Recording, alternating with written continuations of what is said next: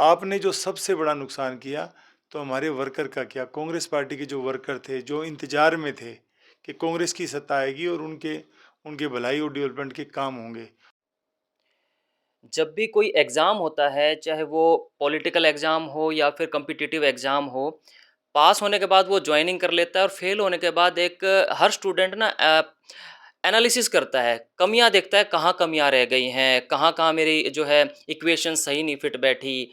तो इन चीज़ों को लेकर के प्रयास करता है, चाहे वो राजनेता हो पॉलिटिक्स का या फिर स्टूडेंट हो एग्ज़ामिनेशन का।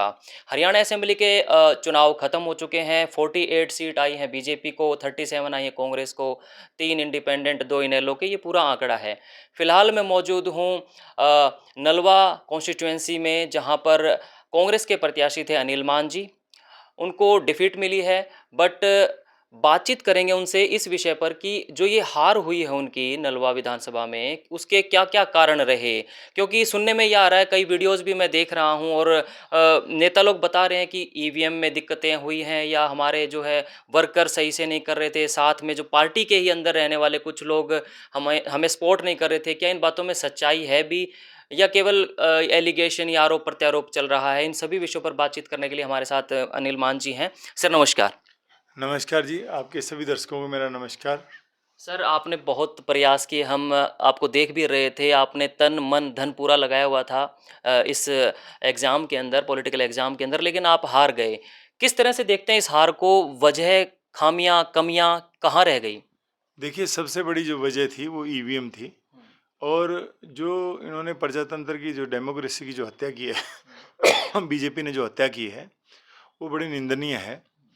सरेआम जो है, हरियाणा में जो सरकार इनकी नहीं आनी थी और वो ज़बरदस्ती 20 सीटों पे जो दालमेल करके जो सरकार लेके आए हैं, हुँ, वो बड़ा निंदनीय है। ये जो 1947 में जो लड़के हमने जो आज़ादी प्राप्त की थी, वो डेमोक्रेसी उस आज़ादी का जो है हत्या है ये। हुँ।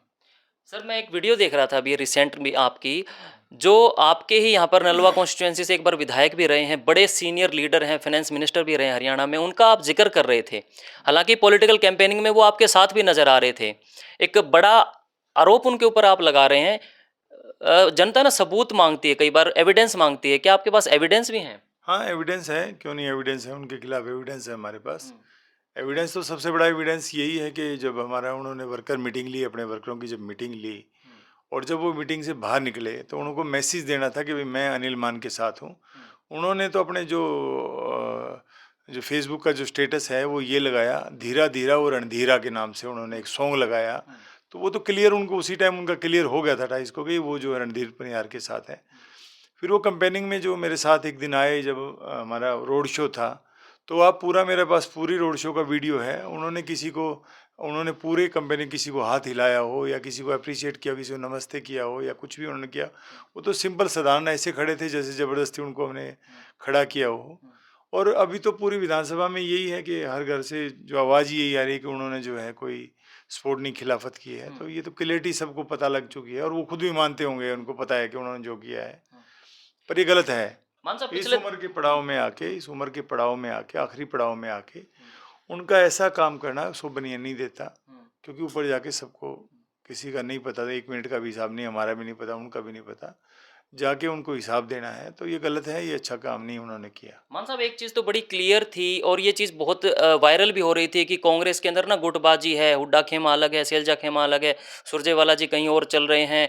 और जब ये इलेक्शन का रिजल्ट आया उसके बाद जो डिफीटेड कैंडिडेट हैं, एमएलए हैं या जो हार गए हैं, वो भी नाम लेकर के जो एलिगेशन लगा रहे हैं कि उन्होंने मुझे हरवाने में ये काम किया। तो इससे तो ये फूट और ज़्यादा नहीं बढ़ जाएगी कांग्रेस पार्टी के अंदर? देखिए, फूट तो क्या है कि जब जिसको दर्द है वो तो रोएगा। हुँ, अब जिसको जो लगता है कि उसके साथ जो घटा है, हुँ, तो वो तो बोलेगा भाई, और बोलने का अधिकार भी है। पर डेमोक्रेसी में हम लोग तो बोलने का अधिकार है, वो बोलेगा। हुँ, जिसके साथ कुछ घटा है तो वो बोलेगा। पार्टी प्लेटफॉर्म पे भी बोलेगा, पब्लिक प्लेटफॉर्म पे भी बोलेगा। वो लोग अपना अपना राय रख रहे हैं। हुँ, हम हमारी विधानसभा की बता सकते हैं हुँ, कि प्रोफेसर संपत ने खुली हमारी खिलाफत की। मेरा आपके चैनल के माध्यम से एक ही सवाल है हुँ, कि मैं पूछना चाहता हूं प्रोफेसर संपत से, आपका क्या नुकसान हुआ, अनिल मान का क्या नुकसान हुआ और औरों का क्या नुकसान हुआ? आपने जो सबसे बड़ा नुकसान किया तो हमारे वर्कर का क्या, कांग्रेस पार्टी के जो वर्कर थे, जो इंतजार में थे कि कांग्रेस की सत्ता आएगी और उनके उनके भलाई और डेवलपमेंट के काम होंगे। पूरा हरियाणा आज इंतजार कर रहा था कि कांग्रेस की सरकार बने और उनको रोजगार मिले, डेवलपमेंट हो, ऐसा उनका विचार था। आपको डेमोक्रेसी में रहते हुए आपको विरोध करने की क्या आवश्यकता थी और आपको मिला क्या? आपको आप 2019 में जब आपकी टिकट कटी थी तो आप जो है आप बीजेपी पार्टी में चले गए थे और आपने सभी को यही बोला था कि जैसे भी है कांग्रेस के कैंडिडेट को हराओ और अगर उसको नहीं हराओगे तो मुझे मरा देखोगे आप, ऐसे ऐसे आपने वर्ड्स यूज़ किए थे और 2024 में भी आपने यही किया। अभी नुकसान किसका हुआ? नुकसान हमारे कार्यकर्ता का हुआ है। जो गरीब कार्यकर्ता है, जो बहुत लो लेवल पे कार्यकर्ता है, उसका नुकसान हुआ। आप तो वैसे ही हैं, आपका पुत्र भी वैसा ही है, आपके कारोबार भी वैसे ही चल रहे हैं, हमारे भी वैसे ही चल रहे हैं। जो नुकसान है वो कार्यकर्ता का है। सर, जब रिजल्ट आने वाला था 8 तारीख को, तो कहीं न कहीं अनुमान था कि 55 सीटें जो कांग्रेस निकाल लेगी और आप लोग जो सभी कैंडिडेट्स थे, वो भी अश्योर थे कहीं न कहीं कि सरकार बनने वाली है और सरकार बनेगी, जनता बदलाव चाह रही है। लेकिन हो गया एकदम से उलट। तो इसका ये क्या मानते हैं आप? किस तरह से देखते हैं? आपने भी पूरे हरियाणा का एनालिसिस किया होगा कि 37 पे आके जो है रुक जाती है कांग्रेस पार्टी। कहाँ पर जाकर क्या खामियाँ रही हैं पूरे हरियाणा प्रदेश में? देखिए, जो पूरा हरियाणा में जो है 20 सीटों पे ईवीएम का दालमेल हुआ है। मैं मेरी विधानसभा की बता सकता हूँ। हमारी विधानसभा में 60 बूथ ऐसे पाए गए जिनमें बैटरियाँ 99% थी। हमने जो एडीसी थे, हमने उनको उसी टाइम हमने यही सवाल उठाया कि 99% बैटरी कैसे हो सकती है? हम फुल डे हम लोग मोबाइल को यूज़ करें या किसी भी इंस्ट्रूमेंट को यूज़ करें और 12 घंटे अपने यूज़ करके उसको 2 दिन के लिए बंद कर दिया और उसकी बैटरी ऑन करेंगे तो बैटरी जो है 60-70% पाएगी। 122 बूथों पर जो बैटरियाँ थी वो 60 और 70% थी। 60 बूथ ही ऐसे थे जिन पे बैटरी 99% बैटरी पाई गई। अगर बैटरी किसी बैटरी को बंद को यूज़ करके बंद कर ऑन करेंगे तो बैटरी 60-70% पाएगी। तो ये 60 बूथों का सरेआम जो हमारे साथ हुआ और ये पूरे पूरे हरियाणा में 20 जो है विधानसभा जो है उनमें ईवीएम की सेटिंग की है। उसी से जो है आज बीजेपी की जो सत्ता बनी है और उसका जो है हम लोग जहाँ भी हम लोग उसका पुरजोर विरोध करेंगे। ये जो सरकार है ये आर्टिफिशियल सरकार है, ये डेमोक्रेसी से बनी हुई सरकार नहीं है। तो पब्लिक जानना चाहती है, हमारे फॉलोअर व्यूअर जानना चाहते हैं अनिल मान जी का अब क्या स्टैंड रहेगा, क्या स्टेप रहेगा?